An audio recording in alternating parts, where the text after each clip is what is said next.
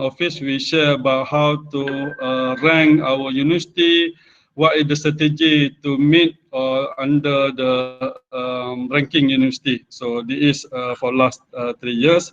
I think May as well. So inshallah, completely 3 years.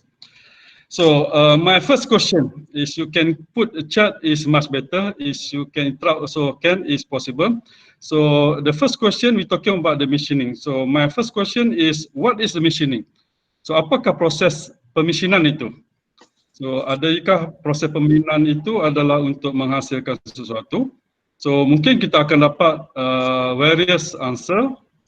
Tetapi pada saya, kalaulah kita ada pemisinan ini, dia juga ada satu lagi kompetitornya adalah RP ataupun kita panggil rapid prototyping ataupun 3D printer itu. So apa bezanya, apa bedanya machining dengan rapid prototyping? So machining ini keywordnya adalah kita remove unwanted material. Okay, manakala untuk RP adalah kita create whatever we want. So boleh dikatakan machining ini banyak waste-nya. So kalau kita nak menghasilkan sesuatu part itu, so banyak yang kita perlu removekan unwanted material, menyebabkan waste-nya itu besar. So ini adalah perbincangan kita, bagaimana kita nak mengurangkan, nak menambahkan complexity, nak menambahkan productivity dan sebagainya. So kalau kita lihat trend of machining, so this is also from the internet. So you can search under the CNC machining industry. So you can see that for last 10 years or more than 10 years, since 2013 up to 2020 now, you can see that either you can talk about the lathe machine, machine center, or CNC drill, or CNC milling. So every portion is growing up very well.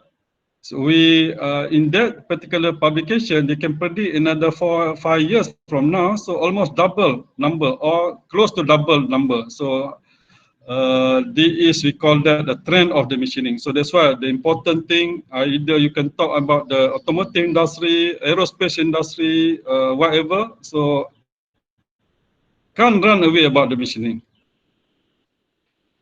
So I try to relate with we call that industry 4.0 ataupun IR 4.0 ini. Kita tahu daripada fasa pertama sehinggalah fasa keempat ini. Apakah komponen-komponen dalam IR 4.0 ini ataupun industri 4.0 ini yang sangat dekat dengan pemesinan? So kalau dahulu, erti kata lain ialah mesin hanya melibatkan mesin itself, very simple, very single display, tetapi dalam konteks sekarang dia tidak relevan lagi. Kita perlu berhubung dengan berbagai disiplin lain kerana keperluan semasa menyebabkan perlu kita mendesaknya begitu. So antara yang perlu dekat dengan machining adalah additive manufacturing. Kemudian juga big data. So data-data ataupun perlu disimpan di satu tempat, kita panggil big data. Kita perlu bahas untuk panjangkan. Kemudian simulation sangat penting. Sebelum kita buat proses pemesinan yang sebenar, kita perlu simulate dahulu, nak melihat bagaimana prosesnya nanti, berapa masa dan sebagainya. Kemudian untuk presentnya dia seperti tadi ada problem tadi. Jadi untuk presentnya mungkin bisa di turn on kan lagi, Prof. Sudah hilang ya? Sudah hilang, Prof. Tadi sebab ada partisipan yang dia tekan present. Oke. Maaf, Prof. Oke, no problem. Bagaimana sekarang? Oke, Prof. Boleh ya? Boleh, Prof. Oke. Teruskan lagi. Oke, additive manufacturing, big data saya sebut tadi. Kemudian simulation sangat penting. Sebelum kita pergi ke pemesinan sebenar, perlu kita lihat dahulu bagaimana proses yang akan berlaku bila hantar kepada mesin yang sebenar nanti. Okey, termasuk integration. So integration ini perlu daripada CAD, daripada CAM dan sebagainya, perlu ada integrasi sebab semua orang tidak expert dalam semua perkara, tetapi kita perlu work together, close together. So bila kita nak work together, berbagai integration yang perlu dibuat.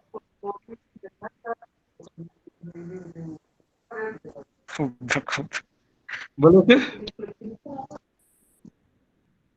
Betul, Boleh boleh. teruskan? Boleh. Boleh. Ya, paparannya masih jelas ya? Iya, Prof, boleh. Okey. Dan yang penting yang saya cuba nak tekankan di sini ialah Internet of Things ataupun disebut IoT yang akan menjadi satu medium macam mana kita boleh berkomunikasi antara controller dengan mesin.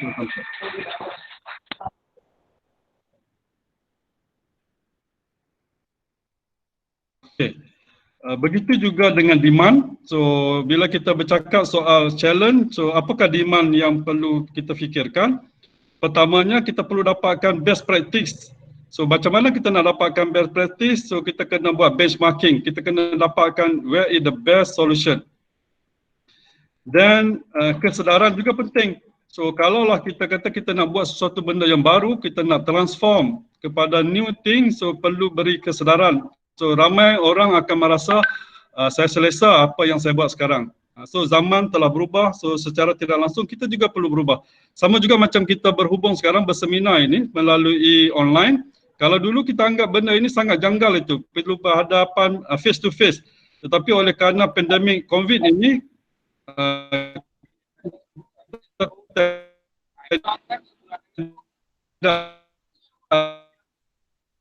ada pilihan dan terpaksa menggunakan online. So akhirnya kita cuba biasakan yang kepemisinan dalam memberikan bentuk sesuatu design itu kita perlu innovation, innovate bagi kita nak dapatkan solution yang terbaik. Dan of course dana juga satu benda yang penting ataupun fund ini. Sebelum itu kita pastikan supaya digital readiness juga dan juga connectivity sangat penting, terutama untuk kita menggunakan internet sebagai platform kita. Okay, cost dan sebagainya. Okey, apakah strategi? Strateginya, of course, infrastrukturnya perlu ada. So, bagaimana kita nak menggunakan era 4.0 ini kalau kita tidak mempunyai infrastrukturnya, connectivity dan sebagainya. Kita juga perlu dapatkan satu standard ataupun digital integration ini. Sebab kita bila berhubung dengan multiple player ini, so kita perlu dapatkan satu standard supaya semua orang berkongsi pada data yang sama. Kemudian training provider, kita bila nak beranjak kepada benda baru ini, transform ini, banyak benda-benda baru yang kita perlu belajar dan kita perlu ada training providernya. Dan bagi pihak support system, kita tahu bahawa benda ini besar, kita perlukan kerjasama, collaboration daripada berbagai pihak, terutamanya industri, terutamanya universitas, terutamanya research institution. So this is the three player sangat penting. Kalau kita bergerak secara solo, secara individu, saya percaya kita tidak akan ke mana. Dan funding saya sebut tadi benda yang sangat penting dan government juga perlu support, sebahagian daripada polisi sebagainya perlu juga diubah suai. Okey, apakah challenge-nya? Challenge-nya adalah kita tahu bahawa mesin kita sometimes dia not ready. So kita perlu pastikan kita punya mesin is reliability-nya dipertingkatkan. Kemudian dia punya produknya perlu ditingkatkan, increase the product quality dan juga increase the user satisfaction. Kita tidak mahu bahawa bila kita berubah kepada benda baru ini, so user kata saya tak selesa, saya tak suka dan sebagainya. Of course, di peringkat awal perlukan better technical support supaya semuanya berjalan dengan lancar. Okey, ini saya lajukan sikit. Okey, mengapa benda ini penting? Kalau kita lihat searching saya sejak tahun 2014-15 yang lepas ini, so semua yang menjadi provider kepada controller mesin ini none from Malaysia ataupun Indonesia. So ini adalah bila kita buat pattern search, kita dapati kebanyakannya daripada China, daripada US, daripada Europe dan sebagainya. So sangat mencabar supaya penyelidik, researcher daripada rantau ini untuk kita bergabung, untuk kita menghasilkan sesuatu yang terbaik untuk negara dan juga nation ini. Bila kita, ini baru saja saya ambil artikel ini, bila kita search under Science Direct ini, kita dapati bahawa bila saya type saja perkataan CNC ini dalam searching result, semua komponen yang berkaitan dengan pemisinan ini sejak tahun 2014 hingga yang recent di 2020, kita dapati research ini semakin konsisten. continue research. Sebahagian daripada research activity hanya berkisar kepada satu tempoh sahaja. So siapa bila selepas satu tempoh 5 tahun for example, so dia dah dilute ataupun semakin mengecil. Tapi dalam bidang ini semakin berkembang, semakin konsisten. Dan juga bila saya buat search dalam berbagai sistem yang didevelop oleh berbagai scholar lain ataupun researcher lain, so seperti saya sebut tadi memang tidak ada daripada rantau ini. Sebab itu menjadi harapan besar kepada rantau kita ataupun penyidik-penyidik lokal ini untuk kita menghasilkan sesuatu yang membanggakan. Itu yang saya cuba untuk trigger semua researcher yang ada di luar sana. Apa yang kita propose di UTSM ini, kalau kita dapat lihat grafik ini, kita menggunakan pendekatan mesin yang sudah rosak ataupun mesin yang tidak boleh berfungsi ataupun non-working mesin. So kita cuba upgrade mesin tersebut dan kita bertambah baik daripada sistem dia.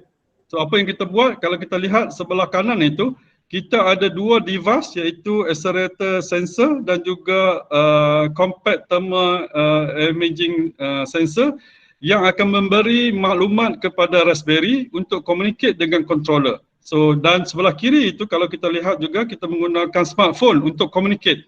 Ini yang saya sebut tadi, kita menggunakan adoption of IR 4.0, IR Internet of Things, Big Data dan sebagainya. Kita mula untuk bergabung ataupun work together dengan other disiplin IT, computer science dan sebagainya. So apa yang sistem yang kita telah bangunkan ialah kita ada satu trigger system iaitu alert, kita boleh set up kita punya configuration, machining data termasuk input dan output. Kita juga boleh simulate dekat bawah itu dan kita boleh monitor. Ini adalah komponen baru yang mana seorang pendidik saya ataupun researcher S3 saya sedang buat penelitian bagaimana untuk buat monitoring kepada sistem ini supaya semasa proses penelitian jika ada apa-apa yang error, so kita boleh trigger dia lebih awal tanpa perlu berada di depan mesin tersebut. Kita berada jauh daripada mesin tapi kita dapat dia punya data dan kita boleh akhirnya mesin sistem ini boleh notify atau trigger kita untuk dapatkan sesuatu error itu berlaku dan kita boleh keluar ataupun stop the proses pemisinan daripada berlakunya lebih teruk lagi dia punya failure dan sebagainya. Oke, Prof. Maaf. Itu desainnya lagi. Sebab partisipan yang masuk ini dia otomatis apa ya? Saya pun tak tahu itu. Dia tekan present jadi yang slide-nya Prof itu dia tak nampak. Oh, okey. Maaf. Okey, kita buat. Saya ingat macam mana yang terbaiknya saya cuba lagi sekali. Saya cuba lajukan sikit lah ya. Boleh terus, Prof. Okey, nampak ya? Ya. Okey. Saya sebut tadi ada 3 komponen besar itu, iaitu interpreter, macam mana data yang kita dapat daripada CAD/CAM itu kita interpret. Kemudian yang kedua adalah machining proses, yang ketiga adalah monitor. Monitoring ni adalah kita nak dapatkan whatever error, so dia boleh dapatkan maklumat awal, alert awal supaya mesin kita boleh stop. Kemudian ini sebenarnya terpulanglah, ini adalah video 1 minute berkaitan dengan sistem yang kita develop ini. Berhajat ataupun kita skip saja. Video 1 minute. Boleh ya? Aduh, ini maaf ini sebab Mbak Yudin ini kerjanya dimatikan. Oke. Sebab ada. Terkeluar lagi ya? Terkeluar lagi, Prof. Jadi ini partisipan yang masuk ini dia tekan present saja. Oke. Wah, sebab sudah ramai ya. Sekarang sudah ada 120 lebih partisipan. 126. Oke, ini view-nya apa? Boleh dapat presentation-nya atau apa? Ya, Prof, boleh. Oke, saya lajukan sikit. Oke, ini adalah yang kita patternkan. Saya nanti suka untuk kita ada Q&A itu lebih dekat dengan researcher ataupun peneliti-peneliti ini. Kemudian kita juga telah patternkan kita punya sistem ini. Kita juga telah buat trademark untuk kita punya sistem. Kita juga ada potential market dengan collaborator kita. Mereka adalah education punya CNC provider. So kita bekerjasama dengan pihak MTS ini. Okey. Apakah opportunity? Saya ingat ini benda besar yang kita perlu lihat. Opportunity-nya adalah kita tahu bahawa kompleksitinya telah berubah. Kalau dulu kita hantar pergi mission itu simple part saja, tetapi sekarang kompleksnya telah bertambah. Dia punya kekuatannya berbeza, materialnya telah berbeza. Jadi menjadi satu challenge kepada researcher macam mana kita keperluan semasa itu, terutama dalam industri aerospace for example, automobil for example. Komponen-komponennya lebih kompleks. Keduanya adalah dari segi material itu sendiri. Kalau sebelum pada ini mungkin kita menganggapkan satu material itu sangat keras ataupun sangat hard itu. Tetapi keperluan semasa menyebabkan ada lagi material-material lain yang lebih keras daripada yang ada kita sekarang. Termasuk komposit dan juga metrik material. Kemudian kita ada yang kita sebut sebagai precision. Kalau dulu dia punya tolerannya sangat besar, tetapi sekarang keperluan semasa ini menyebabkan tolerannya adalah sangat kecil. Plus minusnya sangat kecil. So menyebabkan pemesinan juga perlu berubah kepada mendapatkan hasil yang lebih baik daripada sebelum ini. Kalau sebelum ini kita kata sudah bagus, tetapi keperluan semasa perlukan lebih bagus lagi dan sebagainya. Ini termasuk dengan micro machining yang saya sebut tadi, yang sangat kecil, sangat halus ini. Dan kita juga tidak boleh lupa bahawa green manufacturing kita perlu support, walaupun kita tahu bahawa machining ini adalah menghasilkan waste yang banyak, tetapi bagaimana kita boleh mengurangkan waste tersebut. Itu juga satu cabaran kepada researcher-researcher untuk mengurangkan waste untuk menghasilkan green manufacturing ini. Dan seperti sebut awal-awal tadi, bahawa kita tak boleh lari daripada teknologi AR 4.0 ini ataupun dia punya adaptionnya, perlu kita guna, tak boleh semua tapi sikit sebanyak perlu kita apply. Dan sebagai akhirnya saya berpendapat bahawa semua mission yang ada sekarang ini dia ada sangat limited, sebab tu kita perlu transform kepada satu platform yang lebih besar untuk kita berhadapan dengan cabaran semasa. Keduanya adalah untuk membasiskan IR 4.0 itu satu platform yang kita boleh besarkan dia punya optionnya, termasuk daripada third party hardware dan juga software. Kalau apa yang ada sekarang masing-masing mengatakan dia yang terbaik, so kita perlu cari where is the best solution. Dan yang terakhirnya saya mencabar sebenarnya challenge all the researcher luar sana, scholar, kita bergabung sebenarnya sebab kita nak jadi nation yang terbaik, yang terbilang, yang dipandang tinggi sebenarnya, bukan saja di kalangan universitas tempatan lokal, tetapi juga international researcher juga memandang tinggi dan juga boleh cite publication kita, akhirnya mungkin memilih kita sebagai salah seorang keynote sebagainya.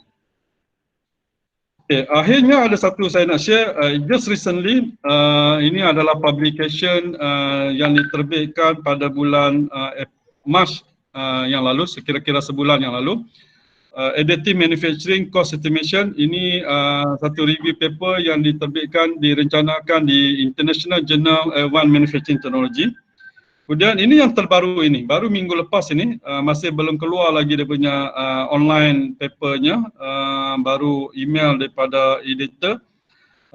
Tajuknya adalah Schematic Review Statement C Based on Inspection. So kita fokus pada inspection, how to perform, how to make better inspection process dalam teknologi pemesinan. Dan kesemua ini dalam Q1 Journal, International Journal of Advanced Manufacturing Technology. Ini adalah saya welcome siapa-siapa lah bapa-bapa dosen yang ada di seluruh Indonesia ini yang dapat mengikuti program pada pagi ini untuk sama-sama berhubung. Saya percaya bapa juga ada kepakaran dalam bidang IT, ada bidang computer science, elektronik, sensor dan sebagainya. So why not kita work together as a team, collaboration untuk kita better perform, termasuk impact yang lebih besar. So dengan itu, terima kasih di atas perhatian dan juga apa yang diberikan kepada saya. So sekian, Assalamualaikum warahmatullahi wabarakatuh. Terima kasih. Waalaikumsalam warahmatullahi wabarakatuh. Terima kasih atas presentation yang sangat menambah kita banyak ilmu. kita menambah pengetahuan bahwa apa yang challenging, apa yang opportunities dari machine technology itu adalah, kalaupun challenging tadi, kita harus meng-increase reliability, product quality, services, and better technical support. Jadi kalau challenging itu harus kita bersinergi. Jadi kita harus jalan semuanya. Tak boleh hanya reliability aja yang increase, tapi produk tidak, gitu ya. Jadi semuanya harus increase, gitu ya. Apa yang opportunitiesnya, yaitu dari segi material, dari segi ketelitian yaitu precisionnya, dari segi micro machining sama green machining. Jadi terima kasih Prof, ya, nice and great presentation. Jadi untuk sesi Q&A nanti mungkin akan selepas speaker yang kedua Prof ya. Jadi untuk yang kedua, untuk materi selanjutnya yaitu akan disampaikan oleh Dr. Hadi Pranoto, yaitu untuk waktu dan tempat silakan. Oke, Assalamualaikum warahmatullahi wabarakatuh.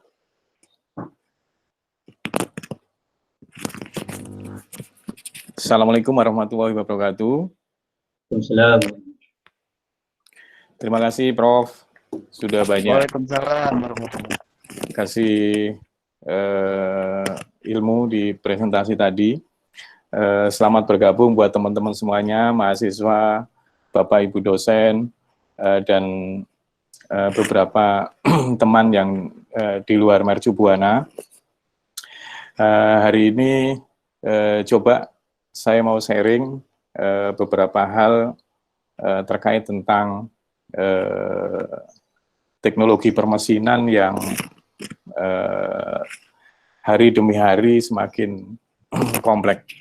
Tadi sudah diperkenalkan sama Pak David bahwa saya saat ini menjabat Wakil Dekan Bidang Inovasi dan Mahasiswa di Fakultas Teknik Universitas Mercu Buana. Jadi buat teman-teman kalau ada yang berhubungan dengan inovasi-inovasi bisa langsung kontak saya atau bisa lihat di web saya di hadipranoto.com. Sementara itu dulu, ini saya coba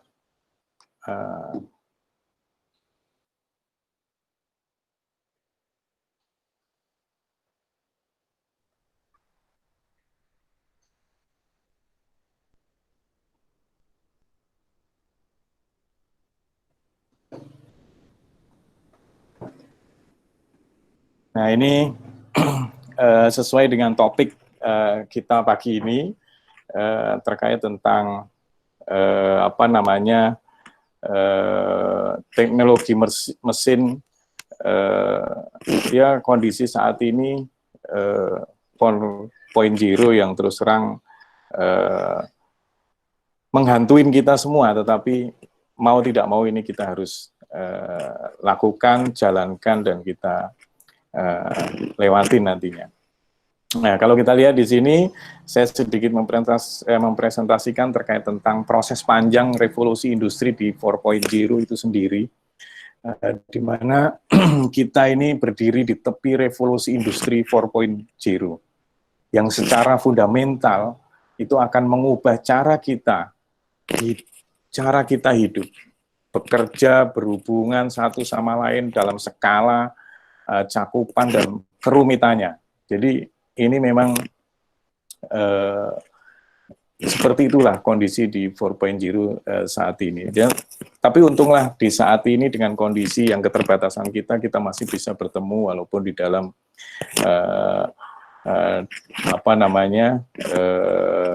meeting online seperti ini. Jadi ini salah satu transformasi ya. Jadi transformasi tidak akan seperti apapun yang dialami manusia sebelumnya. Jadi sebelum-sebelumnya nggak akan pernah mengalami seperti ini.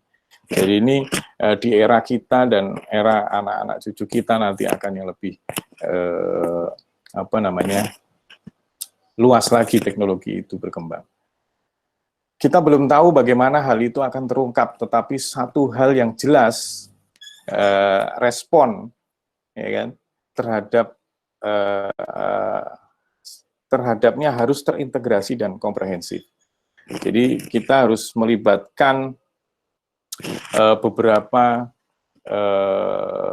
integrasi yang bisa menghubungkan dengan kerumitan 4.0 itu. Nah, tetapi kita bisa tahu juga bahwa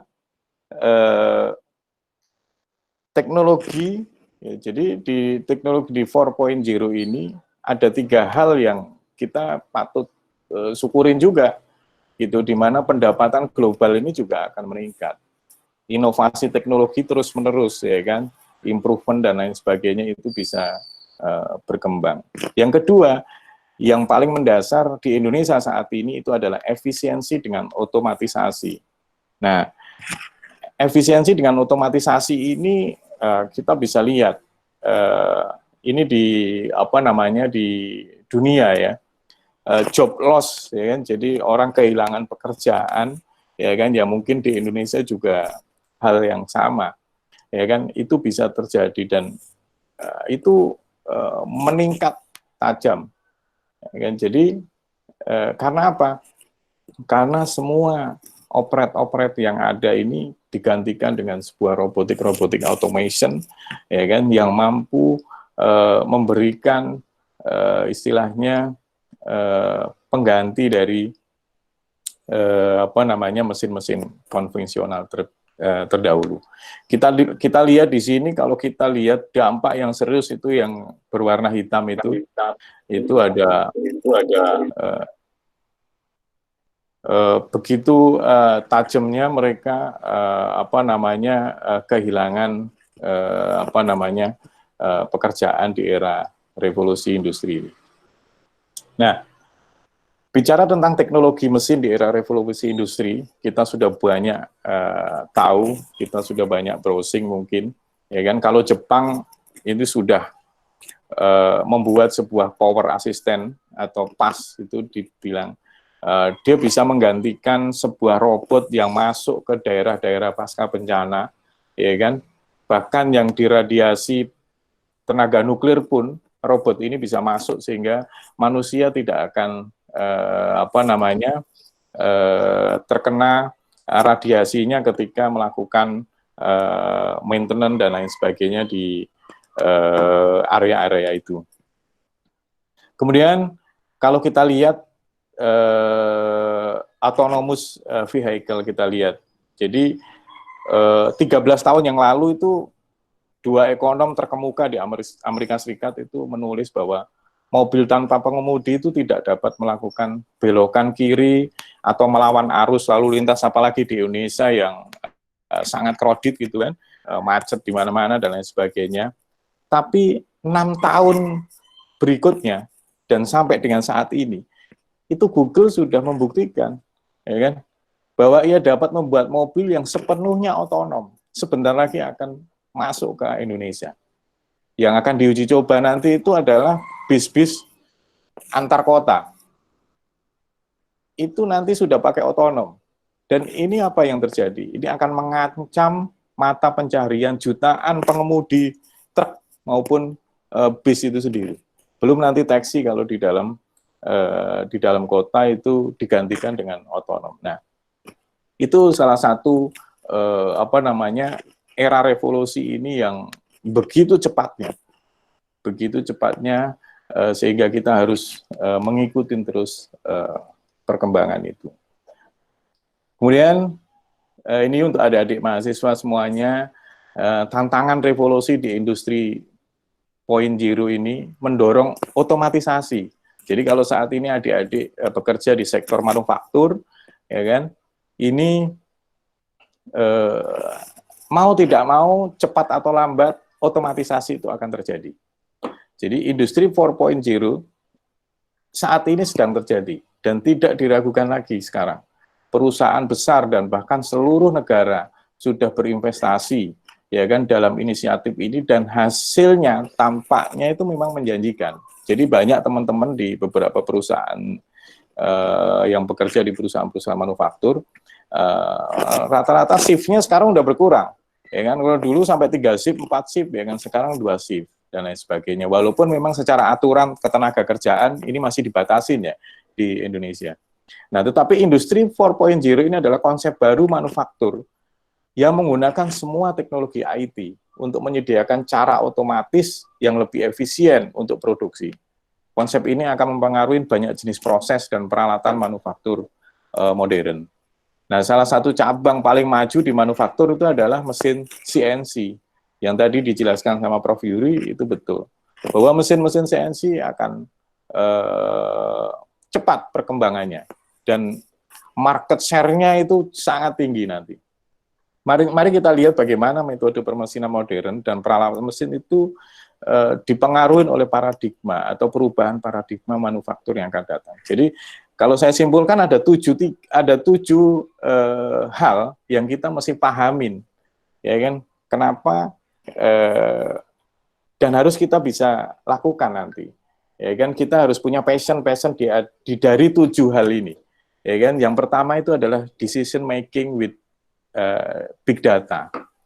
Jadi ternyata mesin-mesin CNC nantinya itu adalah mengumpulkan karya-karya lama, ya kan? Jadi bisa salah satu poin utama itu adalah apa yang disebut big data. Jadi ukuran basis data dan kapasitas komputer untuk menyimpan dan memproses informasi itu telah berkembang sedemikian rupa. Sehingga sekarang dimungkinkan untuk menyimpan sebuah informasi tentang karya, ya inovasi-inovasi sebelumnya dari mesin-mesin yang lama dimodified dan mesin baru, ya kan, dikumpulkan menjadi satu di sebuah big data, ya kan, dengan jaringan yang canggih, ya kan, yang neuron ini akan dapat menganalisis data permesinan, ya kan, yang tersimpan dan meningkatkan parameter pemotongan maupun penjepitan dan lain sebagainya, ya kan, di dalam proses pekerjaan. Dan ini akan memungkinkan pekerjaan akan lebih efisien. Jadi yang pertama ini kita harus kuat, kita harus belajar, kita harus mengerti apa itu big data. Nah, ini yang harus kita lakukan saat ini untuk adik-adik semua di mahasiswa. Kedua, itu adalah teknologi preventive maintenance. Kalau teknologi preventive maintenance sekarang ini, kita face to face dengan alat dan lain sebagainya, ya kan? Yang terjadi sekarang, mesin CNC 5-axis ini, ya kan, dan lain sebagainya, atau 6-axis dan lain sebagainya, ya kan, bubut milling dan lain sebagainya, semua sudah dipasang sensor-sensor, sistem pemantauan data yang sangat besar, dan akan memastikan bahwa info ini dikumpulkan secara online saat mesin itu bekerja. Jadi mesin-mesin yang selama ini kita hadapin masih sedikit sensor, ke depan semua akan dipasang sensor, sehingga apa keunggulannya? Sensor dapat memperkirakan toleransi. Oh, ini toleransi berapa persen? Problem, aus, dan lain sebagainya. Nah, diameter pemotongannya seperti apa? Semuanya dimonitoring secara sistem dan oleh si sensor. Sebagai contoh, pompa pneumatiknya ada keausan atau ada potensi cacat kecil, pompanya tidak bekerja sesuai ketentuan dan lain sebagainya. Itu semuanya akan dideteksi, ya, kerusakan tersebut lebih awal. Nah, sehingga apa? Terjadi sebuah kegiatan preventif maintenance yang benar-benar akan menghilangkan downtime nantinya di mesin itu. Karena dia udah tahu, oh ini lifetime-nya kurang sekitar 1.000 atau 500 hour dan lain sebagainya. Kita udah bisa menyiapkan cadangan. Oh, besok mesti harus ganti seal karena ada problem yang didetek oleh sensor terhadap seal itu. Nah, yang ketiga, apa yang kita harus bisa pahamin, kita bisa pelajarin, itu adalah collecting data to improve process planning. Di dalam teknologi alat mesin di industri 4.0 ini, ya kan, mereka mengcollecting data, datanya dikolek, ya kan, lalu diimprove untuk apa? Untuk memproses sebuah project yang akan dikerjakan. Jadi sebenarnya aktual di lapangan, bahwa kalau kita tahu yang kerja di mesin permesinan itu ya, sebenarnya aktual di lapangan mesin kita untuk memotong sebuah logam atau metal alloy itu hanya 25-40% waktu kerja yang sebenarnya, ya kan? Terus kemana sisanya? Nah, ini nanti tidak akan terjadi di dalam industri 4.0. Jadi tidak ada whiting part, dan lain sebagainya gitu ya. Jadi 60% sampai 70% waktunya hanya menunggu suku cadang. Nah, ini yang terjadi. Ya, jadi di lapangan mesin itu hanya bekerja 25-40% sebenarnya. Nah, kemudian di teknologi alat mesin industri 4.0 ini menyiratkan bahwa semua peralatan akan disatukan oleh sistem manajemen digital. Jadi makanya di collecting data itu habis itu di-improve proses planningnya sehingga tercipta sebuah manufaktur yang sangat cerdas. Ya kan? Memproduksi komponen ya. Halo? Presentasinya tadi tolong. Tadi ada yang keluar. Sorry. Tadi ada partisipan yang lain. Oke. Saya ulang lagi ya. Langsung aja Pak, terusnya. Oke, terus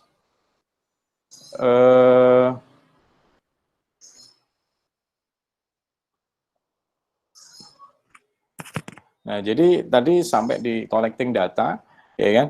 Kemudian di poin keempat yang harus kita pahamin, yang harus kita pelajarin, itu bagaimana kita bisa mengoperate sebuah automate and virtual quality control, atau minimal basic knowledge-nya kita bisa paham.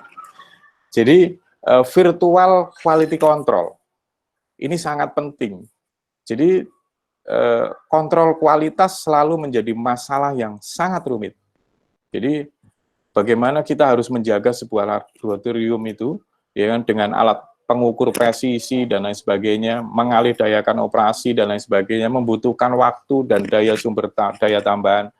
Karena pada mesin tool itu sudah terpasang beberapa sensor, maka kepresisian hasil dapat diukur dengan akurat. Jadi dengan automate and virtual quality control, maka hasil produksi, ya kan, hasil dari benda yang menjadi proyek kita itu dapat secara quality itu bisa dipertanggungjawabkan secara teknikal. Karena kalau ini sudah salah, waduh, itu bisa berapa kerugian terhadap material yang sudah dilakukan proses perbesidan tersebut.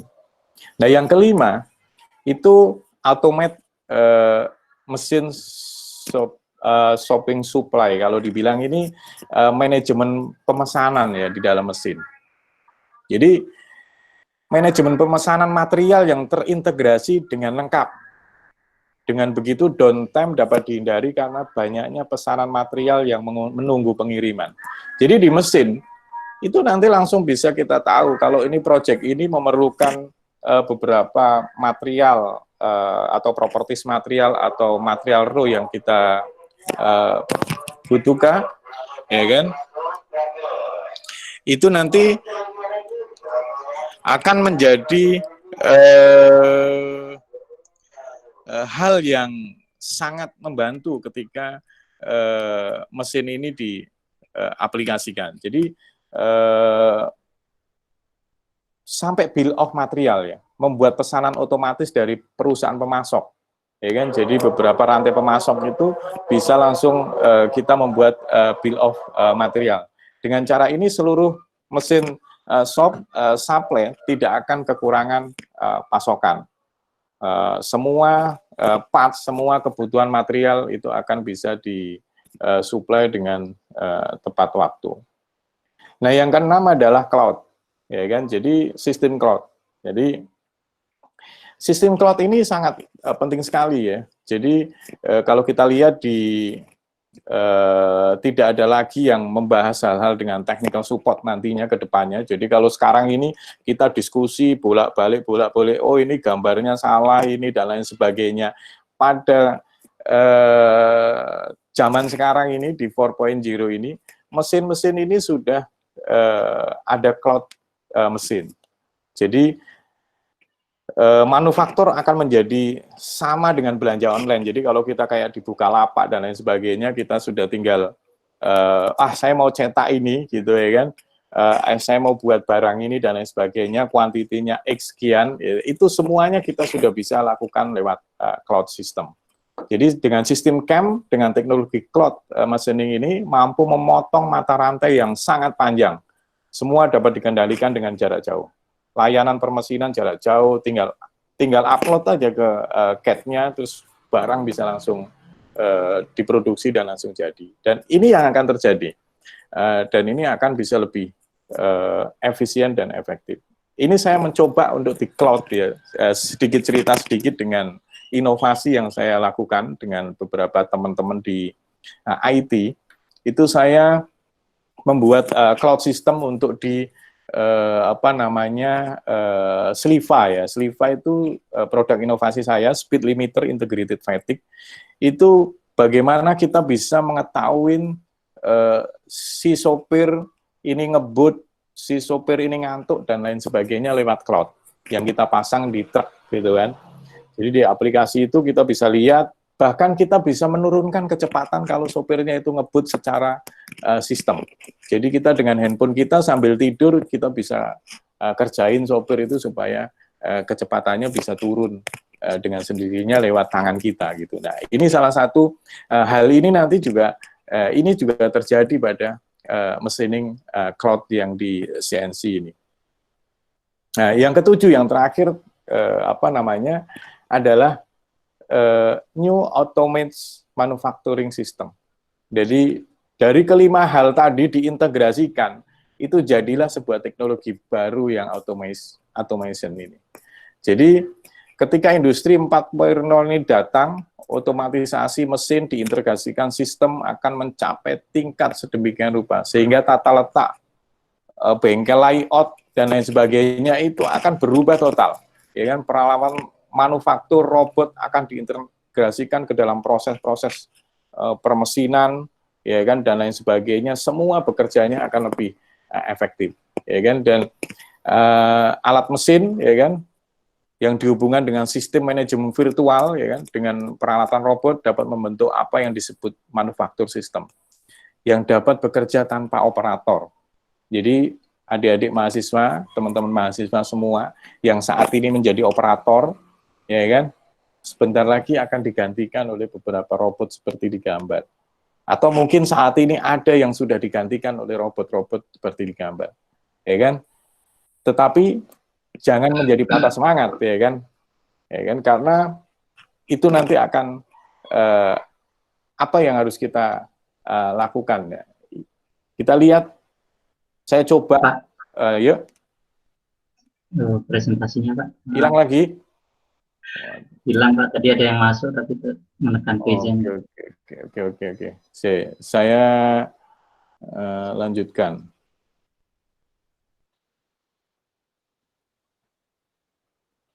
Sorry ya. Itu tadi Mas Andre bilang katanya di apa itu ya? Di itu Pak. Itu mungkin bisa membantu. Ya. Oke ya. Oke, jadi apa sih opportunity-nya tadi yang saya bilang? Jadi kita jangan patah semangat. Indonesia itu kita harus banyak improve, ya kan? Ternyata ini menjadi challenge kita sendiri, ya kan? Opportunity kita sendiri untuk mengimprove, ya kan?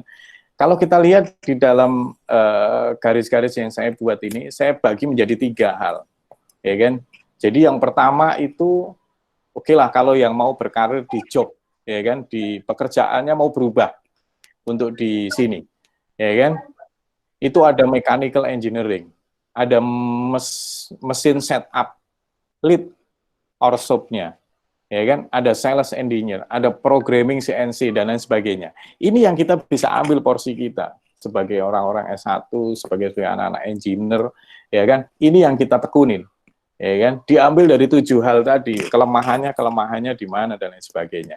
Itu yang kita bisa challenge lah ya saat ini, dan kita buat ini menjadi sebuah opportunity yang luar biasa. Yang kedua itu adalah improving and innovation machining teknologi. Jadi Indonesia ini masih banyak mesin-mesin yang perlu kita improve untuk kita jadikan automation. Jadi yang zaman-zaman batu itu masih banyak yang kita bisa improve, dan itu masih kondisi bagus, itu masih kondisi presisi, itu kita masih kondisi yang oke. Ada UKM yang kita bisa improve. Nah, ini challenge buat kita orang-orang engineer, ya kan? Bagaimana kita membuat automation innovation dari mesin-mesin tempo dulu. Mungkin kalau di sini ada Pak Gian, itu biasa membuat automation innovation mesin-mesin jadul tuh, ya kan? Pak Gian, expert, mungkin bisa kenalan Pak Gian kalau ada di sini. Jadi itu yang bisa kita lakukan. Kedua, ada lagi namanya cabang berikutnya itu adalah virtual machining teknologi. Jadi kita buat virtual. Nah itu tadi kita sudah tidak bisa lagi kayak katak dalam tempurung. Kita tidak mengenal orang IT, kita tidak mengenal orang elektro. Kita orang mesin aja, ya kan? Kita anak-anak mesin, nggak perlu harus gabung dengan orang IT. Karena kita mesin, istilahnya kalau kita kan mesin forever ya kan? Jadi ini kita udah harus rubah. Kita nggak mungkin kayak Superman, ya kan? Kita bisa membuat Internet of Things, ya kan? Mungkin ada beberapa orang yang bisa, ya kan? Tapi lama kalau kita belajar lagi. Ya, kolaborasi dengan orang-orang IT, kita ciptakan IoT di dalam mesin-mesin konvensional yang sekarang ini ada, ya kan? Itu bisa dilakukan, itu mudah, ya kan? Dan untuk Internet of Things, saya sendiri juga sudah mencoba melakukan dengan integrasi dengan beberapa kawan di IT. Yang lain adalah training dan troubleshooting, ya kan? Jadi kita buat virtual tentang teknologi permesinan yang secara virtual. Jadi kalau ada kerusakan ini, ya sebagai contoh, saya di otomotif itu dari sudah hampir 20 tahunan saya bekerja di otomotif ini. Ya kan, saat ini saya mengelola itu sebuah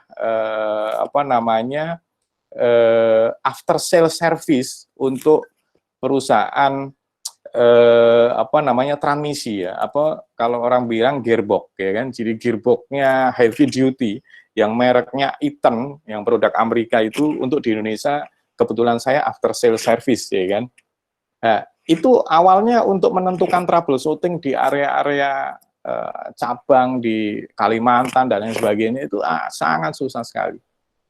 Dengan kita buat sebuah virtual training, virtual troubleshooting, video tentang pembongkaran, pelepasan dan lain sebagainya, dan ini bisa dilakukan.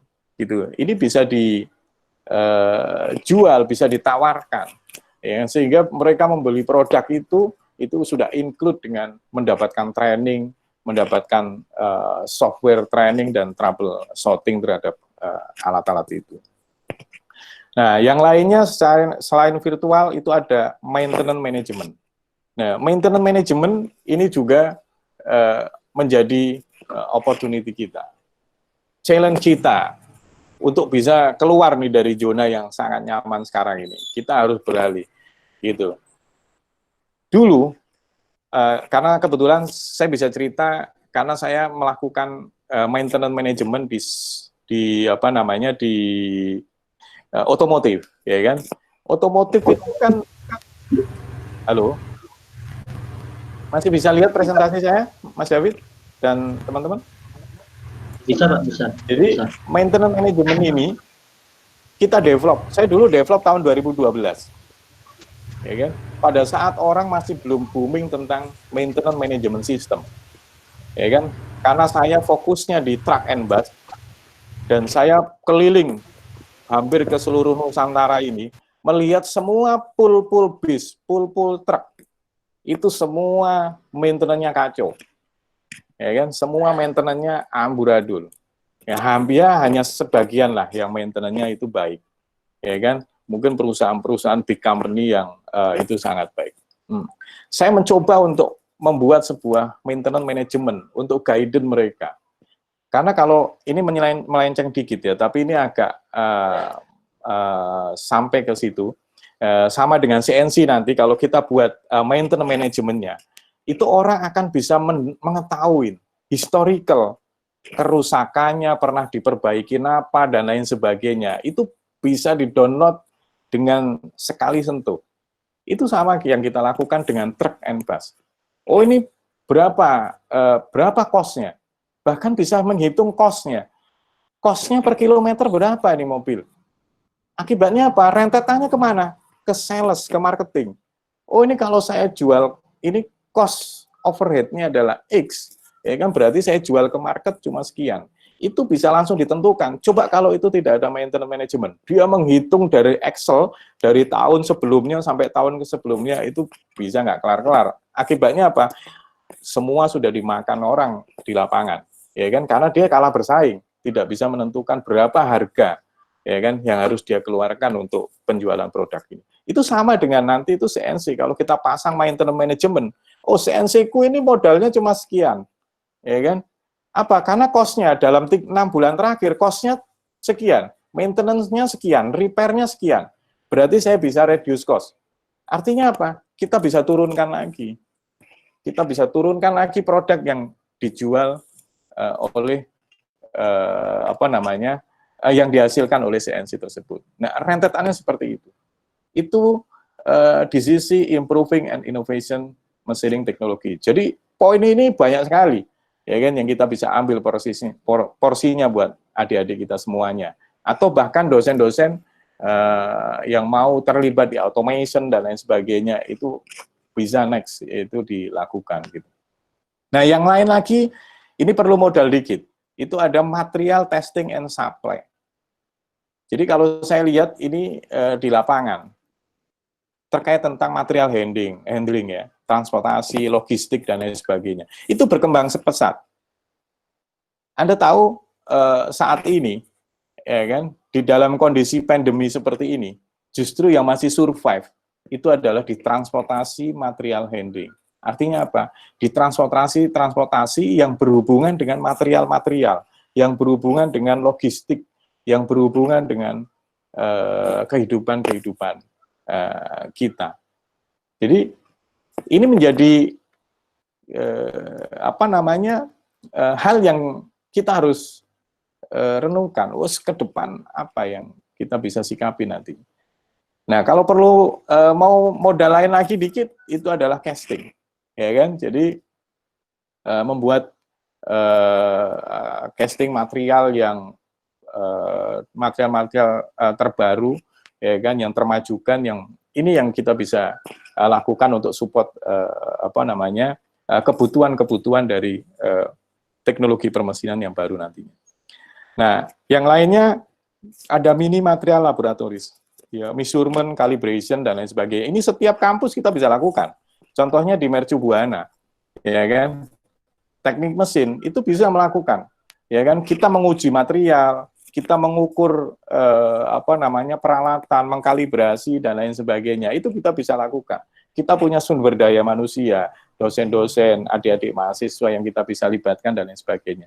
Jadi hal-hal inilah, 3 hal inilah yang menjadi menurut saya sebuah ide, generate ide, ya kan, dan opportunity kita dalam menghadapi 4.0. Jadi ini sebuah tantangan yang sangat menarik menurut saya, ya kan.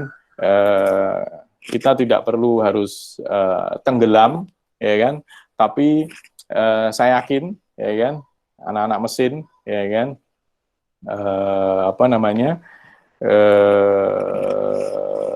selalu bisa mengikuti kebutuhan dan kebutuhan teknologi yang akan datang ini. Itu. Mungkin itu yang bisa saya sampaikan di presentasi saya hari ini, ya kan. Semoga ini bisa membantu ya minimal meningkatkan gairah ya, teman-teman mesin, teman-teman mahasiswa yang hadir hari ini, ya kan, dengan pengalaman yang saya dapatkan di beberapa industri, ya kan, ternyata ini menjadi tantangan yang sangat menarik, ya kan, apalagi Pak Nadiem Makarim ini rencananya membuat kampus Merdeka Belajar. Nah, dengan adanya kampus Merdeka Belajar nantinya, ya kan, kita dosen, kita mahasiswa itu terintegrasi. Kita bisa saling berhubungan di industri, kita ketemu di industri, kita diskusi di industri, dan real apa yang kita hadapi nanti itu akan kita pakai untuk pengalaman-pengalaman yang berikutnya. Dan ini di teknik mesin kita sudah mulai siapkan juga ya Pak Nanang ya. Jadi bagaimana kita nanti bisa berkolaborasi dengan sebuah industri-industri besar, baik itu otomotif, ya kan, baik itu transportation, baik itu industri-industri yang lainnya. Mungkin demikian presentasi saya. Assalamualaikum warahmatullahi wabarakatuh. Waalaikumsalam warahmatullahi wabarakatuh. Terima kasih atas presentasi yang sangat luar biasa yang telah disampaikan oleh Pak Dr. Habib Pramoto. Nah, kita bisa simpulkan bahwa suatu tantangan ini kita tidak boleh pasif ya. Jadi kita harus aktif untuk melakukan kolaborasi, kita melakukan inovasi dalam segi teknologi, gitu ya. Jadi kita sebagai student, kita jangan sebagai student ataupun lecturer, gitu, kita tidak boleh untuk pasif atau kita di comfort zone, gitu ya. Jadi harus sentiasa berpikir untuk mengembangkan diri kita, kemampuan kita, supaya nilai kita di industri atau di dunia luar itu semakin bertambah, gitu ya. Jadi seperti yang tadi automation, teknologi automation itu pasti akan dihadapi, Internet of Things pasti akan segera dihadapi, gitu ya. Dan jalannya yaitu salah satu di samping kita melakukan perkuliahan, gitu ya, education, kita juga mengikuti training strategi atau apa, gitu ya. Jadi mengikuti proyek-proyek yang ada dari dosen itu akan menambah skill kita di dunia kerja. Jadi begitu untuk pemaparannya. Hijau masker yang kayak masker. Untuk karena waktunya masih 45 menit, saya kebetulan ada Head of Department Mechanical Engineering ini. Saya mungkin persilakan. Ukuran 15,5. 16,5. Menyampaikan sedikit perkataan atau speech lah, gitu ya. Mungkin kasih waktu 5 menit sampai 10 menit. Oke, sebagai Pak Nanang, ya, baik, terima kasih. Assalamualaikum warahmatullahi wabarakatuh. Waalaikumsalam warahmatullahi wabarakatuh. Ya, mohon maaf saya agak terlambat. Terima kasih Profesor Dr. Yusri bin Yusuf dari Fakultas Mechanical and Manufacturing Engineering. Bicara kedua, Dr. Hadi Pranoto, terima kasih Pak Wadek, bidang inovasi, luar biasa presentasinya. Kemudian saya juga melihat ada di list beberapa teman-teman, ada Pak Alvino, Pak Gian, Bu Wiwit, Dr. Hafirman, Dr. Imam Hidayat dari Cina ini. Kemudian Dr. Dwita dari Ibu Dwita dari ITI, Dr. Uno dari Trisakti, dan beberapa teman lain yang rencananya mau masuk nggak bisa masuk ini. Karena mungkin padat sekali ya, alhamdulillah sampai 170-an. Terima kasih atas ilmu yang telah disampaikan rekan-rekan mahasiswa dan teman-teman dosen dan lainnya. Mudah-mudahan ini menjadi manfaat. Memang saat ini kita dalam kondisi yang sangat kritis, dan kondisi ini seorang engineering terlihat dari langkah-langkah rekayasa yang dilakukan tidak pernah henti. Bidang mechanical engineering ini selalu berkaitan baik dengan bidang kesehatan dan sebagainya, karena khususnya manufaktur ya, karena dia selalu memproduksi barang-barang inovatif dan sebagainya, baik mulai dari rancangan dan seterusnya. Itu luar biasa sekali. Terima kasih atas waktu yang disampaikan Prof. Yusri, Pak Adi. Mudah-mudahan teman-teman bisa mengapresiasi selanjutnya. Terima kasih Pak David sebagai MC moderator di sini, Pak Alip Avicenna, Pak Fajar Angga, terima kasih atas kerjaannya, luar biasa. Mohon maaf kalau ada hal-hal yang belum pas, belum sempurna penyelenggaraan ini. Terima kasih atas nama panitia, saya ucapkan mohon maaf. Kemudian Pak David, terima kasih. Assalamualaikum warahmatullahi wabarakatuh. Assalamualaikum. Terima kasih banyak atas sambutannya. Jadi kita akan memasuki sesi tanya jawab ya, Q&A session. Jadi tadi saya sudah mendapatkan 2 pertanyaan dari dari partisipan ya. Yang satu itu dari Andri Renaldi. Jadi yang pertama itu mungkin untuk Prof. Yusri. Dia akan bertanya tentang CAD frame. The use of CAD frame at this time use a solid and surface interface to generate NC data. Okay. Jadi which result the better for precision making NC data surface and solid. Jadi ini maksudnya dalam CAD CAM ini ada gunakan untuk solid sama surface interface untuk menghasilkan NC data. Itu mana yang machining yang terbaik untuk menghasilkan precision? Mungkin bisa dijawab. Oke. Boleh dengar ya? Terima kasih kepada Bapak yang bertanya. Terima kasih juga pada Dr. David. Okey, berkisar persoalannya di antara surface dan juga solid. So untuk precision, very clear cut, solid is the best. Solid is the best. Yes. Oke, Bapak, terima kasih. Jadi ini pun ada pertanyaan itu. Kita nih dia punya ada waste material. Dia biasa kita menggunakan memanfaatkan waste material untuk membuat produk-produk inovatif. Tetapi untuk dalam market ini, dia waste material atau produk daripada waste material ini itu kalah dengan material-material yang bukan atau produk-produk yang bukan berasal dari waste material. So, kira-kira apa yang teknologi apa dalam machining ini yang sesuai untuk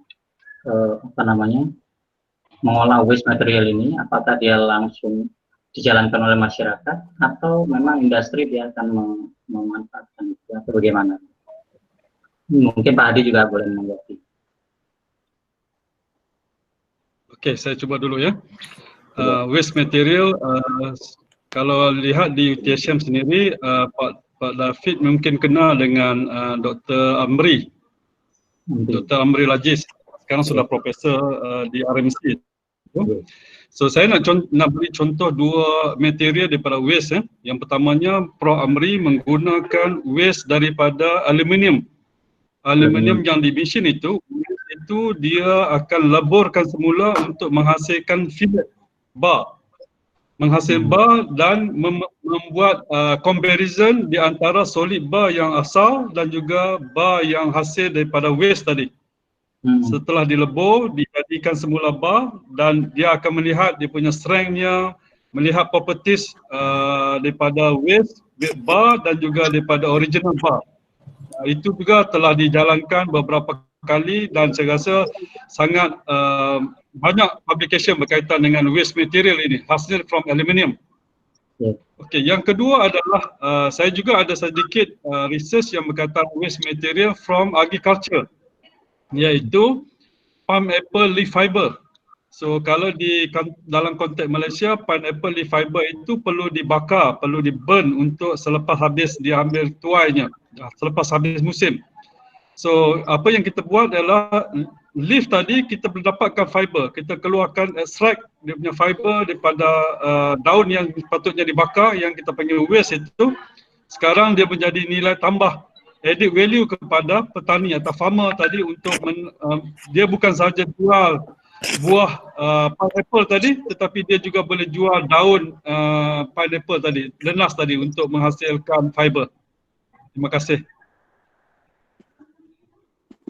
Mungkin ada tanggapan dari Pak Hadi, tambahan? Oke, sedikit saya nambahkan dengan siapa tadi itu ya, pertanyaan Grita Kusuma ya. Jadi memang ini tantangannya Mas, tantangannya Mbak. Ini Mbak atau Mas ya? Jadi ini tantangan kita yang hadapin saat ini memang. Jadi limbah-limbah ini memang rantai pasokannya yang tidak kontinu. Itu yang menjadi problem serius di kita memang. Makanya di beberapa bank sampah, ya kan, di beberapa bank sampah yang kalau saya pernah lihat di Bantar Gebang, saya lihat di bank sampahnya Kabupaten Bekasi, mungkin sering lihat ke situ, ya kan. Jadi saya melihat mereka ada kesulitan pemilahan material limbah yang dibutuhkan. Nah, ini yang menjadi problem serius. Impact-nya itu pasti adalah ke rantai pasokan. Nah, kalau dilihat materialnya sebenarnya banyak sekali. Karena ada jeda waktu yang cukup lama terhadap pemilihan ini yang membuat kerusakan pada rantai pasokan ke industri. Jadi tahun 2000-an lah, kalau nggak salah tahun 2002 atau tahun 2010 kalau saya ingat saya dulu pernah menjadi partnernya untuk pengiriman limbah besi ke perusahaan Taiwan di Indonesia. Itu mengirim limbah-limbah besi gitu yang untuk dilebur menjadi besi-besi behel itu yang untuk dibuat di gedung-gedung itu. Nah, itu rantai pasokannya memang selalu berkurang kalau dari nasional. Makanya mereka justru ngambil limbahnya dari luar negeri, ya kan? Waktu masih di open limbah-limbah dari luar negeri itu semua diambil dari Jepang, dari Malaysia, bahkan dari Singapura dan lain sebagainya gitu. Nah, ini yang menjadi tantangan menurut kita, bagaimana kita bisa mendevelop rantai pasokan limbah ini bisa lebih baik. Nah, ini ada ide tadi, dia bilang memanfaatkan industri kecil, itu sudah betul, ya kan? Nah, tetapi bagaimana memanfaatkan industri kecil, ya kan? Itu harus skalanya kita buat, ya kan? Kita buat asosiasi pengumpul limbah bekas gitu. Nah, ini baru kita bisa monitor.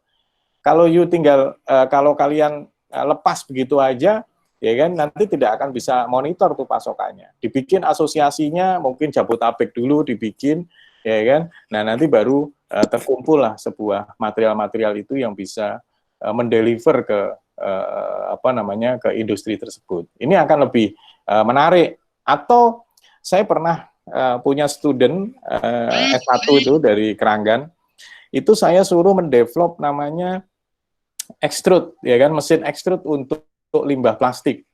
Jadi tujuan saya apa? Setiap rumah atau setiap RT itu punya alat extruder itu.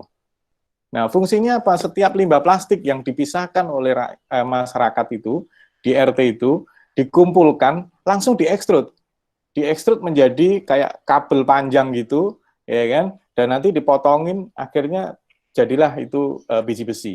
Jadi yang diambil nanti oleh kita itu langsung biji besi, ya kan? Bukan ininya, bukan plastiknya yang begitu banyak, kadang-kadang sampai ngirim 1 truk plastik gitu. Nah, itu kan makan tempat. Ya, kenapa nggak kita bikin sebuah alat extruder, ya kan, di setiap RT, ya kan, dan itu alatnya kan nggak terlalu mahal untuk membuat extrude itu, ya kan. Nah, ini yang mungkin bisa menjadi masukan nih, buat Greta Kusuma. Mungkin itu yang bisa saya sampaikan, Mas David. Makasih, Mas David.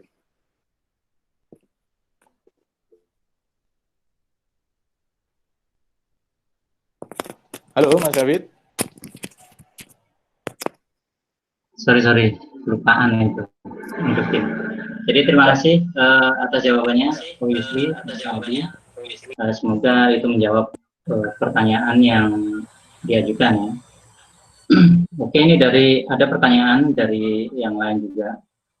Untuk CAM, computer aided machine itu kenapa dia not integrated with the machine atau with the engine gitu ya? Nah, kenapa CAM itu tidak integrated dengan engine? Sedangkan kita nanti kalau dalam melakukan CAM itu kita harus adjust parameter yang sesuai dengan engine yang dilakukan. Kenapa mungkin di CAM itu not integrated with the character of the engine? Mungkin itu.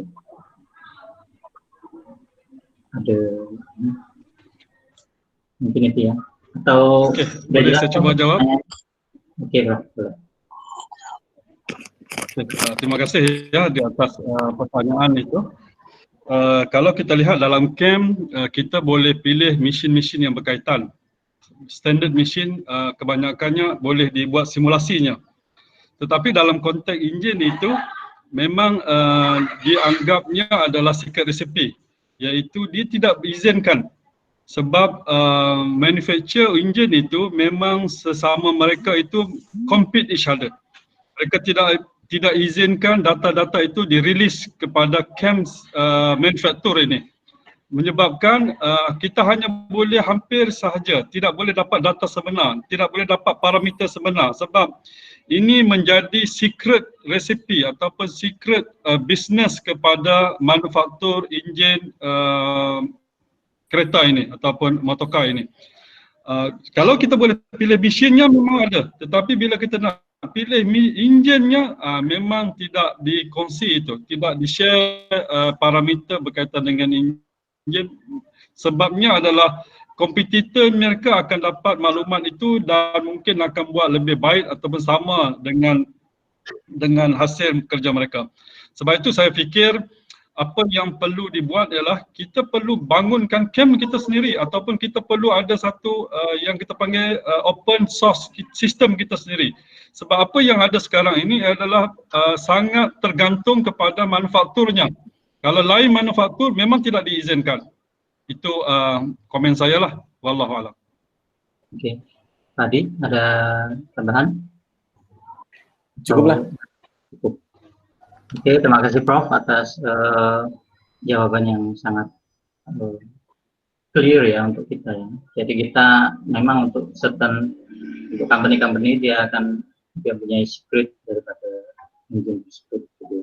Tapi kita bisa membuat ya open source itu tadi. Oke, ini mungkin ada 2 pertanyaan lagi. Kalau yang lain mau bertanya boleh. Nanti akan kita bacakan. Jadi untuk yang sekarang ini Prof, ada satu pertanyaan. Jadi bagaimana kita membuat sinergi CNC research, sinergi antara CNC research dengan industrial need.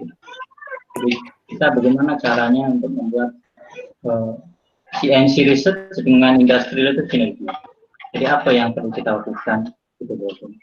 Apakah kita perlu mendevelop CNC programming sendiri atau bagaimana gitu? Okey, terima kasih. Saya juga akan tekskan jawapan ini nanti ya, Pak. Okey, secara umumnya ialah kalau contoh di UTHM ini, lab kami, kita menggunakan mesin yang sudah digunakan sebelum ini. Maksudnya mesin yang sudah lama itu. Mesinnya adalah 3 axis saja, bukannya 5 axis. Maaflah gangguannya.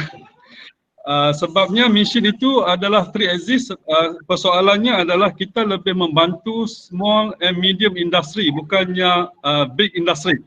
Kalau 5 axis itu memang big industry. Sebab 3 axis ni memang SME saja, level SME. Sebab itu tumpuan kita lebih kepada 3 axis, bukannya 5 axis. Itu telah kita bangunkan. Okey, persoalan yang kedua adalah berkaitan dengan Python. So, saya memang merujuk kepada salah seorang pelajar PhD saya juga yang akan bergraduan ini, saudara ambil. Python memang boleh digunakan. Python boleh digunakan sebagai one of the programming language, very popular, open source yang sangat useful sebenarnya.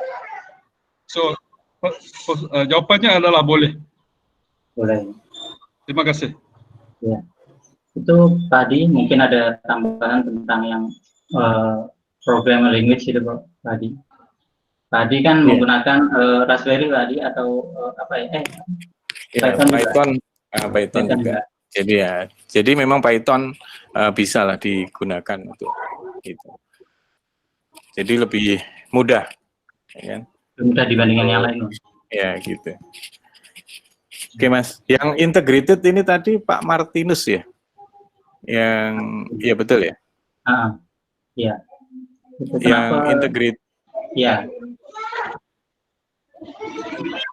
Integrated research, ya kan? Jadi memang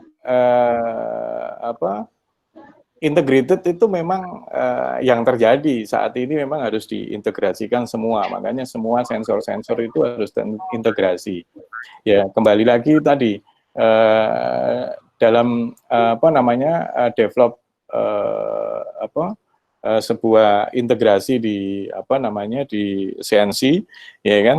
Kalau kita lihat beberapa software yang bisa diaplikasikan ya. Kalau mungkin ada beberapa teman yang sudah pernah berkunjung ke industri yang kita pernah kunjungin di mana di Jogja, mungkin Mas David pernah kunjung ke sana kan ya, Mas David, Mas Alif, ya kan? Nah itu kebetulan itu teman saya yang punya pabriknya. Jadi mereka sudah pakai 5 axis ya kan untuk kebutuhan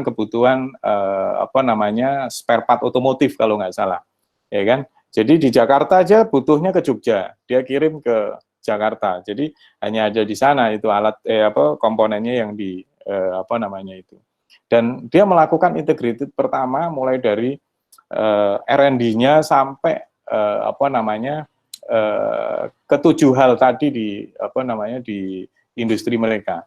Gitu loh, makanya terus terang dia bisa survive ya sampai dengan hari ini gitu dengan kondisi seperti ini gitu. Nah saat ini dia lagi mencoba untuk aerospace ya kan, jadi komponen-komponen turbin dan lain sebagainya itu dikerjakan oleh mereka. Itu salah satunya yaitu karena dia membuat integrasi sistem ya dengan beberapa departemen maupun dengan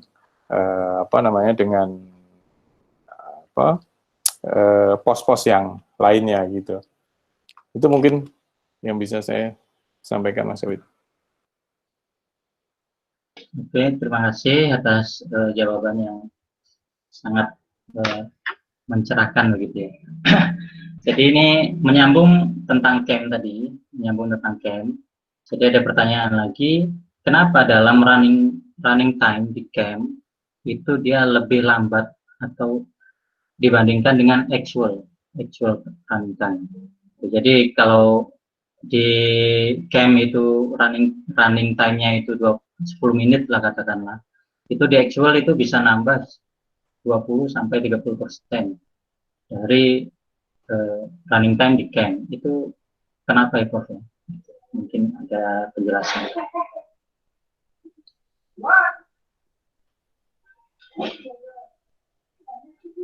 Halo. Prof. Atau Pak Adi mau jawab?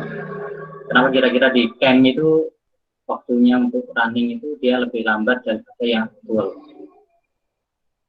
Oke Mas, sedikit saya bisa jawab, ya kan? Ya memang inilah sistem gitu ya, running time di sistem ya kan, ya memang membutuhkan waktu untuk warming up ya istilahnya gitu ya. Jadi apa namanya, kalau kita lihat ya kalau kita lihat di beberapa mesin ya nggak usah jauh-jauh lah dengan komputer kita aja, ya kan, komputer kita ini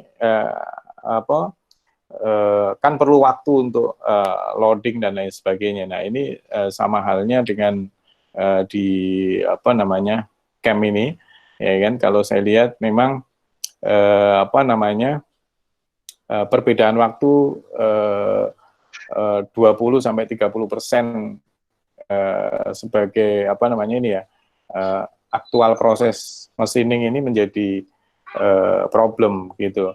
Nah tapi ini mungkin perlu apa namanya research lebih jauh ya untuk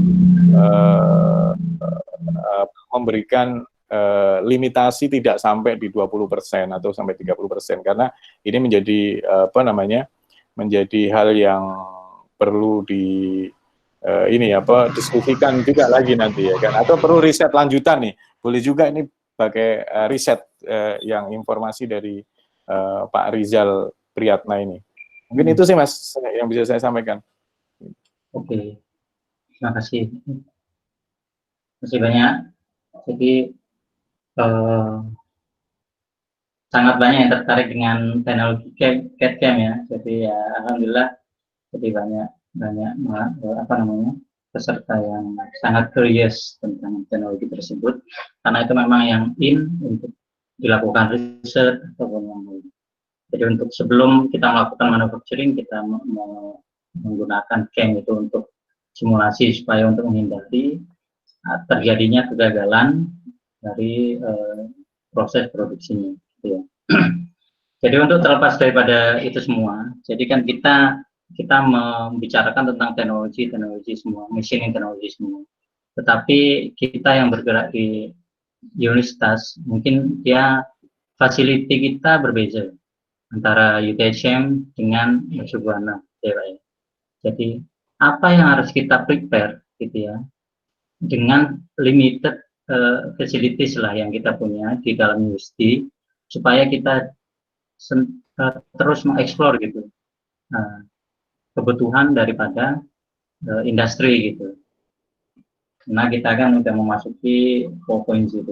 Jadi dengan limited facility tadi itu, apa yang perlu kita lakukan untuk ya supaya tidak kalah dengan automation di Industrial Revolution 4.0. Mungkin gitu. Coba apa yang harus kita prepare sebagai student ini ya. Ini saran-saran dari kita speaker untuk student-student yang memang mungkin akan menghadapi 4.0 ini di industri. Mungkin tadi dulu.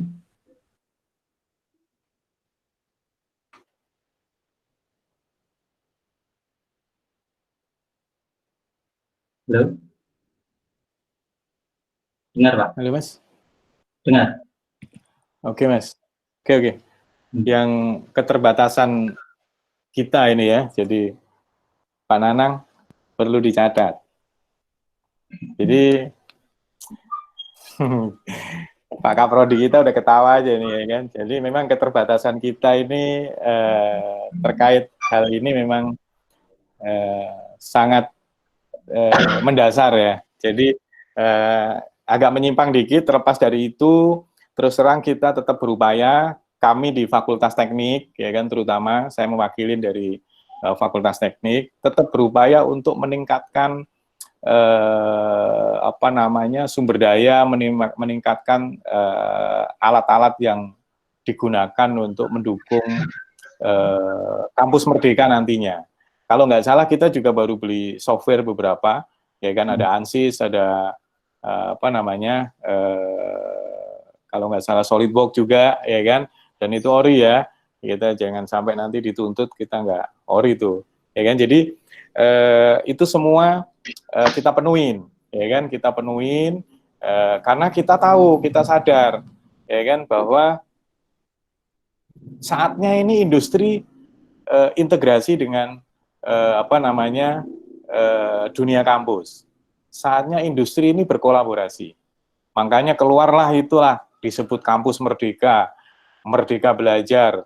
Nanti merdeka dosen, ya kan, dosen juga harus merdeka juga, ya kan, mahasiswanya merdeka, dosennya nggak merdeka, ya kan. Jadi kita juga merdeka. Nanti kita akan sama-sama ketemu di industri, kita akan pecahkan, kita akan selesaikan. Nah, sebenarnya saya sudah membuka, waktu saya jadi Kaprodi Teknik Mesin yang sebelum Pak Nanang itu, saya berkolaborasi dengan perusahaan pabrik mobil, tapi mobil yang unik nih mobilnya. Mobil khusus untuk menangani daerah-daerah terpencil pedesaan, atau yang disebut mobil desa kalau teman-teman tahu. Pabriknya ada di pabriknya ada di Cilengsi kalau nggak salah, di Citerap kalau nggak salah, di Citerap. Nah, itu kita udah join riset, ya kan. Nah, ini kita sekarang lagi join untuk mendevelop chassisnya itu dengan Pak Andi, ya kan. Kita punya keterbatasan, alat kita nggak ada, sos kita kurang dan lain sebagainya. Apa yang kita bisa lakukan? Ya kan, dosen dan mahasiswa berkolaborasi, kita datang ke industri yang punya itu, gitu loh. Jadi saling menutupin kebutuhan mereka apa, kebutuhan kita apa, kita saling tutupin sehingga terjadilah sebuah kolaborasi yang sangat menarik, menghasilkan sebuah produk nantinya. Jadi ya syukur-syukur alhamdulillah itu nanti kita teknik mesin dikasih mobilnya, ya kan. Jadi mudah-mudahan itu, ya kan, kita dapat mobilnya dan sebagainya, itu kan kita bisa buat riset bersama nanti. Dan ini terus continue, selama perusahaan itu masih jalan, selama industri itu jalan, kita masih bisa merdeka untuk riset bareng dengan mereka. Nah, ini salah satu hal yang ada beberapa perusahaan yang lainnya juga, gitu. Jadi kita harus lakukan itu semuanya supaya kita bisa bersama-sama untuk memenuhi kebutuhan kita tadi, yang artinya gap-nya memang terlalu tinggi antara industri sama kampus. Tapi makanya sekarang dengan adanya kampus merdeka, yaitu merdeka belajar dan lain sebagainya, kolaborasi mahasiswa dengan industri, dosen dengan industri, ini mungkin akan menutupin gap-gap itu. Mungkin itu ya sedikit agak melenceng jawabannya, tapi ranahnya ke sana, Mas David. Mungkin itu yang bisa saya sampaikan. Ya. Untuk Profesor mungkin boleh ada tambahan, ya apa ya, what we should prepare for facing industrial revolution 4.0 as a student ya Prof. Jadi ya, dengan limited facility yang kita punya, kita seharusnya prepare apa?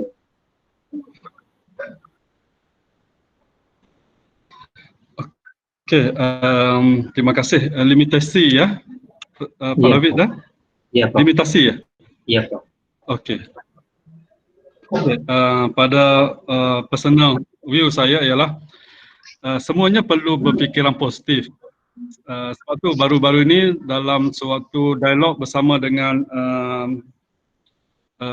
Vice Chancellor Universitas Pendidikan Sultan Idris UPSI dan juga Universitas Teknologi Tunisia On atau UTHM Tunisia On. Isunya adalah bagaimana pelajar-pelajar postgraduate dalam waktu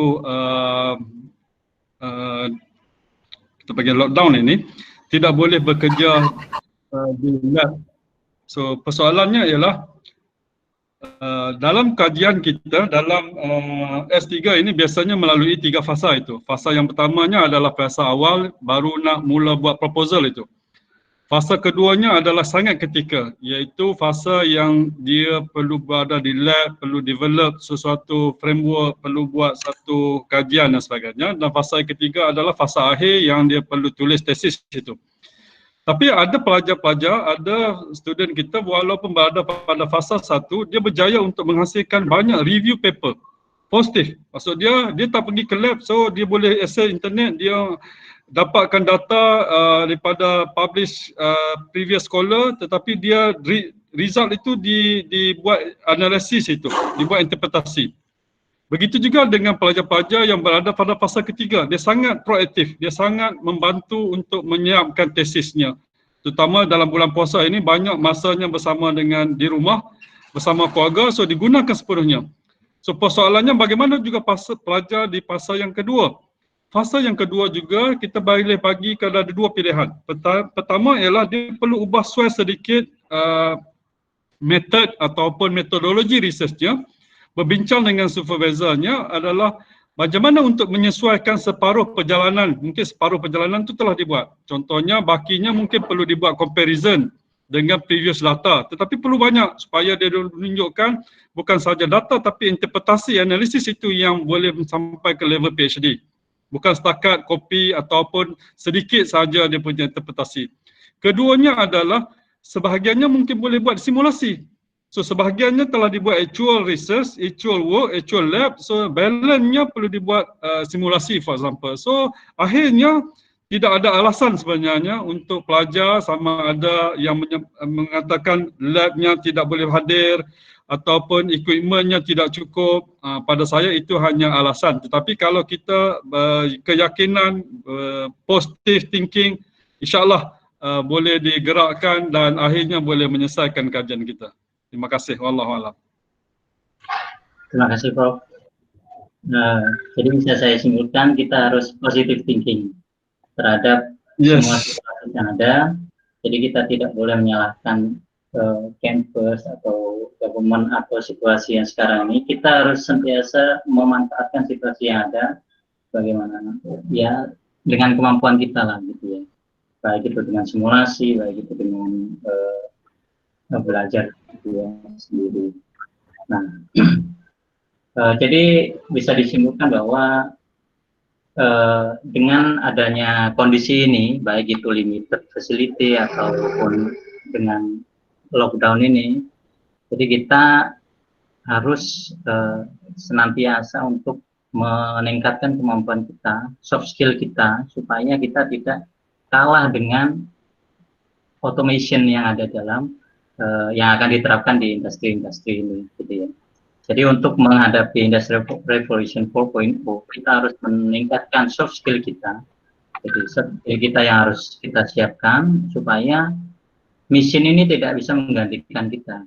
Jadi industri ini senantiasa untuk membutuhkan kita. Apa yang kira-kira industri perlu, kita bisa searching itu. Kira-kira, oh sekarang yang ini bidang ini gitu ya, kita pelajarin gitu supaya kita kalau memasuki dunia industri itu tidak akan kalah dengan mesin-mesin yang ada gitu ya, karena industri pun dia tidak akan langsung merubah semua jadi automation karena itu menggunakan budget. Jadi bagaimana supaya tidak diganti, yaitu untuk meningkatkan soft skill kita, baik itu dari training, baik itu dari ya kita belajar dari YouTube sekarang udah banyak ya, gitu kalau memang mau belajar CAD/CAM secara ya sekarang dengan kondisi sekarang gitu.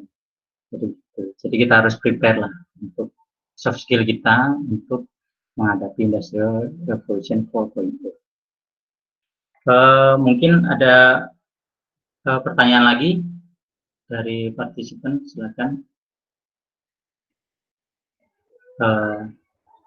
Kalau enggak ini saya mau meminta saran lah, suggestion atau kata-kata penutup untuk para partisipan ini karena waktu kita udah tinggal 8 menit. Apa suggestion yang diperlukan atau bisa diberikan kepada kita sebagai lecturer ataupun student gitu ya Prof ya, untuk di dunia sekarang ini gitu. Mungkin suggestion sebagai kata-kata penutup gitu Prof sebelum event ini kita Oke, terima kasih Pak Rafiq dan juga pimpinan Universitas Mercu Buana. Pada saya sebagai kesimpulannya, semua orang termasuk Pak dosennya ataupun pelajarnya ataupun studentnya, terutama bila kita berhadapan dengan lockdown ini, kita perlu berubah 3 perkara. Pertamanya saya sebut sebagai mindset kita perlu berubah. So mindset kita tidak boleh lagi berfikir secara lama. Kita tak boleh lagi berfikir secara 5 tahun dahulu ataupun berfikir secara 10 tahun yang lampau. Tetapi kita perlu berubah kepada keadaan semasa yang memerlukan kita menggunakan segala tool yang ada. Termasuk tool-tool yang sebelum pada ini kita tidak biasa, kita asing. Tetapi kita perlu belajar, perlu turun padang untuk dapatkan input-input, bertanya dan sebagainya. Mungkin student-student kita lebih mahir dengan tool-tool sini. So kita jangan malu dan segan untuk bertanya dengan pelajar-pelajar kita. Yang keduanya adalah skill set. Yang pertama tadi mindset, yang keduanya adalah skill set. So alat-alat baru ini perlu digunakan sepenuhnya sebab itu adalah keperluan semasa. Kalau sebelum pada ini kita menganggap bahawa kita tidak biasa dengan webinar sebagai itu, kita tak biasa dengan online. So sekarang kita kena biasakan. Dan yang ketiga, yang terakhir ini adalah kita kena timbulkan rasa passionate. Kena buatnya bersungguh-sungguh supaya melahirkan menjiwai, mencintainya. So kalau kita cinta dengan sesuatu benda itu, kita akan buatnya bersungguh-sungguh. Tetapi kalau kita buat sekadar melepaskan batuk di tangga ataupun sekadar orang tanya dah buat, begitu aja. So tidak sepenuh hati, so kita tak akan dapat nikmatnya. Mungkin di peringkat awal susah, tetapi kalau kita berterusan, saya percaya satu hari cinta itu akan datang, cinta itu akan berputik, so kita akan terus boleh melayari kehidupan kita di masa-masa akan datang. Terima kasih sekali lagi. Oke, terima kasih Prof atas penuturnya yang sangat luar biasa. Bagi tadi mungkin ada suggestion untuk kita para dosen sama mahasiswa ini sebagai penutup. Baik, saya mengutip apa yang dikatakan Eric Johnson ini adalah pakar 4.0, ya kan? Dia mengatakan bahwa kita tidak dapat memperkirakan pada titik ini skenario mana yang kemungkinan akan muncul.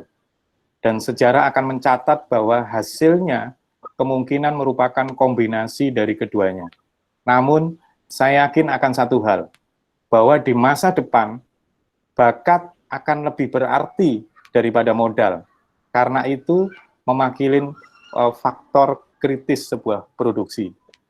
Jadi ingat, ya kan, ke depan orang yang punya modal banyak belum tentu dia akan sukses. Tapi orang yang kreatif, orang yang inovasi, orang yang selalu positive thinking, dia akan menjadi orang yang terbaik di masa ini dan masa yang akan datang. Mungkin itu yang bisa saya sampaikan, Mas David. Terima kasih. Assalamualaikum warahmatullahi wabarakatuh. Waalaikumsalam warahmatullahi wabarakatuh. Terima kasih Pak Adi, Prof. Yusri atas semua pengetahuan yang telah diberikan pada kita. Semoga event ini akan menjadi penambahan value added kita masa akan yang akan datang, gitu ya. Dan juga semoga amal ibadah yang Prof. Yusri atau dengan ilmu yang disampaikan pada kita semua itu menjadi amal ibadah yang akan dibalas oleh Allah Subhanahu wa taala. Jadi untuk karena waktu yang sudah habis gitu ya Prof ya. Jadi saya ucapkan terima kasih pada semua partisipan, pada semua speaker, pada semua dosen-dosen, mahasiswa baik itu Mercubuana ataupun yang lain atas partisipasinya dalam event ini gitu ya. Mungkin saya juga mau minta maaf atas kekurangannya, mungkin kesalahan teknis dari selama event ini berlangsung gitu. Kalau ada salah saya mohon maaf mewakili Department of Mechanical Engineering gitu ya. Kalau ada salah-salah saya mohon maaf.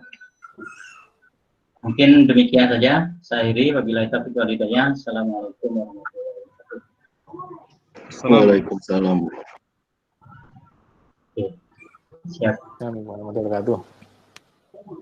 Masih Mas David? Ya, kasih. Nanti untuk materi materi akan di-share di link.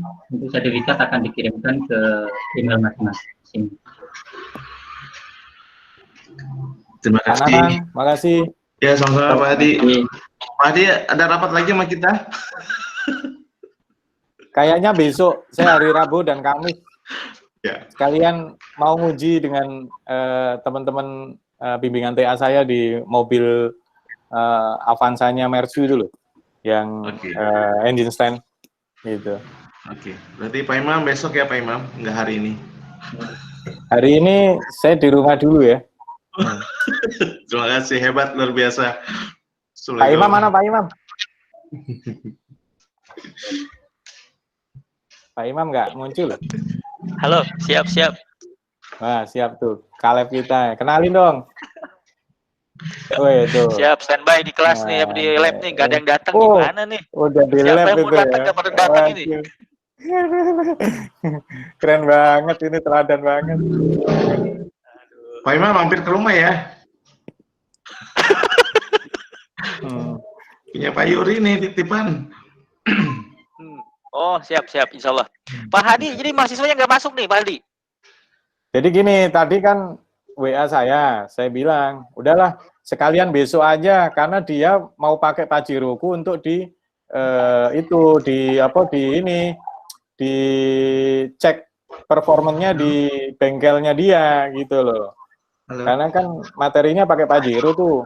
Ya udah, berarti dia yang bawa Pajero gua. Nah, saya di lab sama ente besok. Gitu untuk ini. Gitu untuk ngecek yang Avanza itu. Saya udah selesai. Gitu. Udah selesai. Gitu, Bos. Itu Pak Imam. Oke, Pak. Itu mulai besok. Malam. Jam berapa? Ini lanjut meeting internal ini. Pak Dian mana Pak Dian? Dian tadi ada tuh. Banyak mahasiswa lagi. Ikut meeting juga mahasiswa. Mahasiswanya mau keluar sendiri-sendiri tuh.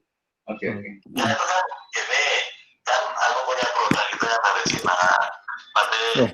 Ya udah, kalau ini kalau Oke, ada ya. urusan lain nggak apa-apa, ditinggal.